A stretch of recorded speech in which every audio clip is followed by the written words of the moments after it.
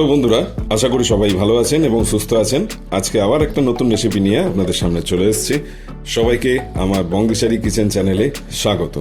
দেখতেই পাচ্ছেন সামনে 2 পিস মিডিয়াম সাইজের কই মাছ বেশ ভালো করে পরিষ্কার করে ধুয়ে বেছে জল ঝরিয়ে রেখেছি।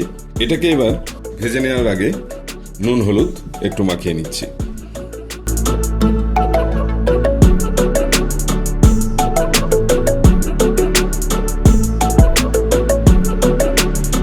সঙ্গে দিয়ে দিচ্ছি সামান্য সর্ষের তেল।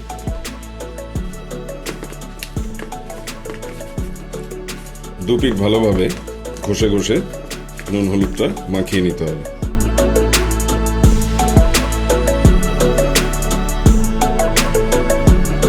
মাছের দুটো পিঠই খুব ভালো করে নুন হলুদটা এইভাবে মাখিয়ে নিতে হবে।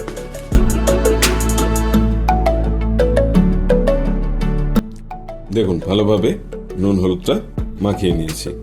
এবার এটা 15 মিনিটের জন্য ম্যারিনেশনে রেখে দেবো। এইভাবে 15 মিনিট বাদে ফিরে এলাম। মাছটা ম্যারিনেশনে দিয়েছিলাম। এবারে মাছটাকে ভেজে নেব। তার জন্য একটা ফ্রাই প্যানকে গরম করে নিচ্ছি ফার্স্টে। খুব ভালো করে গরম হয়ে গেলে তারপর সর্ষের তেলটা দেব। ফ্রাই প্যান গরম হয়ে গেছে। এবার আমি মাছ ভাজার জন্য সর্ষের তেলটা দিচ্ছি।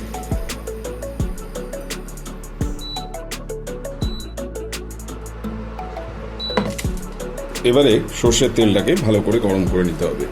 দেখুন সর্ষের তেল গরম হয়ে ধোঁয়া উঠছে। আমি এবার হাই হিটে রেখেছিলাম, সেটাকে একদম লো হিটে করে নিচ্ছি। আজকের ভাপা কই রেসিপি করার জন্য আমি 2টো কই মাছকে ম্যারিনেশনে রেখেছিলাম। এবারে সেটা ভেজে নিচ্ছি। খুব বেশি ভাজবো না, হালকা করে 2টো পিঠ ভেজে নেব।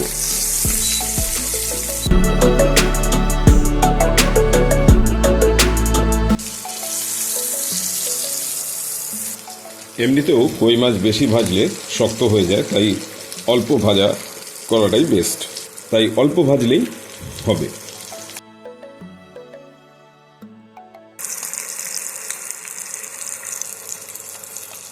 দেখুন বন্ধুরা, মাছটা বেশ ভালো করে ভাজা হয়ে গেছে। এবার আমি মাছটাকে তুলে নিচ্ছি।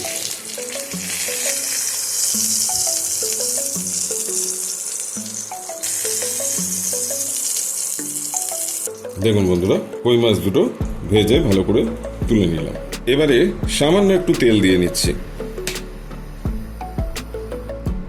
মাছ ভাজার ওই তেলের মধ্যেই আমি এবার 1 কাপ পেঁয়াজ কুচি দিয়ে নিচ্ছি। পেঁয়াজটাকে বেশ ভালো করে ভেজে গোল্ডেন ব্রাউন করে তুলে নেব।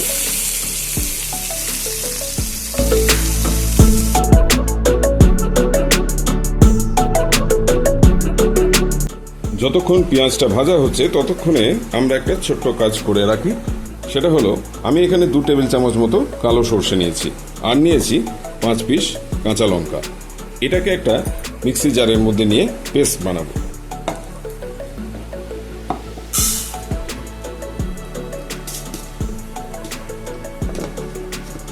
সামান্য নুন দিয়ে নেব, তাহলে সর্ষেটা তেতো ভাবটা আসবে না।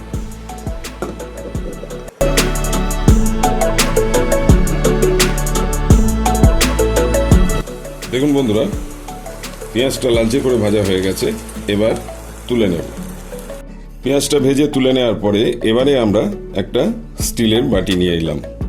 স্টিলের ঢাকা দেয়া টিফিন বাটি। 2 টেবিল চামচ কালো সর্ষে, যেটা আমি বেটে নিয়েছি, আর তার সঙ্গে দেয়া ছিল 5টা কাঁচা লঙ্কা। সেটা এবার এই টিফিন বাটির মধ্যে ঢেলে দিচ্ছি। মশলা ধোয়া জলটাকেও আমি এখানে দিয়ে দিচ্ছি 1/2 কাপ মতো। সঙ্গে দিচ্ছি সামান্য হলুদ গুঁড়ো।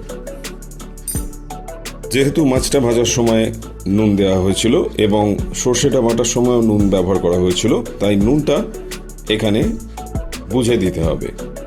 আমি এখানে খুব সামান্য নুন ব্যবহার করছি।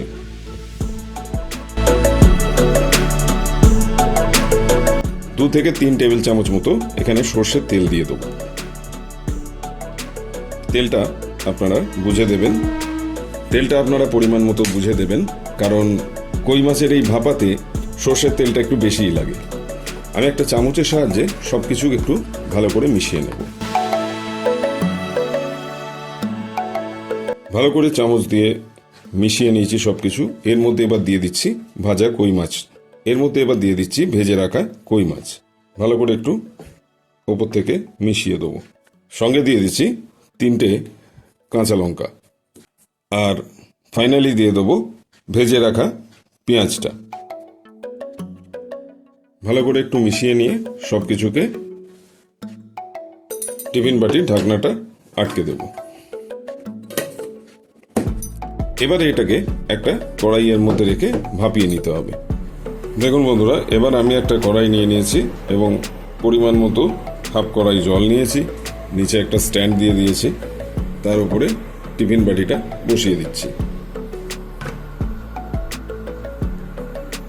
দেখুন বন্ধুরা, একদম ভালোভাবে বসিয়ে নিয়েছি। এবার এটাকে ঢাকা দিয়ে নেব।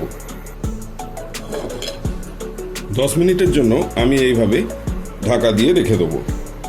10 মিনিট বাদে ফিরে আসছি। 10 মিনিট বাদে ফিরে এলাম। এবার এটা তুলে নেব জল থেকে। দেখুন বন্ধুরা, এবার ঠান্ডা করে নিয়েছি বাটিটাকে, আস্তে আস্তে খুলে নিচ্ছি। আমাদের আজকে ভাপা কই একদম রেডি। দেখুন টেক্সচারটা কত সুন্দর এসছে। দেখুন কই মাছটা সুন্দরভাবে ভাপানো হয়ে গেছে। এবার গরম গরম ভাতের সাথে পরিবেশন করলে জাস্ট জমে যাবে। ফাটাফাটি টেস্ট হয় এটা। খুবই লোভনীয় এবং একটা সুস্বাদু রেসিপি। অবশ্যই বাড়িতে একবার ট্রাই করার অনুরোধ রইল। খাবার পর যদি ভালো লাগে তাহলে অবশ্যই আমার চ্যানেলের কমেন্ট সেকশনে জানাতে ভুলবেন না। আর যারা এখনো সাবস্ক্রাইব করেননি তাদের জন্য অনুরোধ করব, তারা অবিলম্বে সাবস্ক্রাইবটা করে ফেলুন। আর সাবস্ক্রাইবের পাশে থাকা বেল আইকনটিকে অলে সেট করে দেবেন। নতুন নতুন রেসিপির ভিডিও আমার চ্যানেলে আপলোড করব, তখন সবার আগে নোটিফিকেশনটা আপনার কাছে পৌঁছে যাবে। তাহলে আজকের মতো এখানেই শেষ করছি। আবার দেখা হচ্ছে নতুন একটা রেসিপি নিয়ে নতুন সপ্তাহে। সবাই খুব ভালো থাকবেন, সুস্থ থাকবেন, আর আমার বংদিশারি কিচেন চ্যানেলটি অবশ্যই দেখতে থাকবেন। তাহলে আজকের মতো এখানেই শেষ করছি। সবাই খুব ভালো থাকবেন।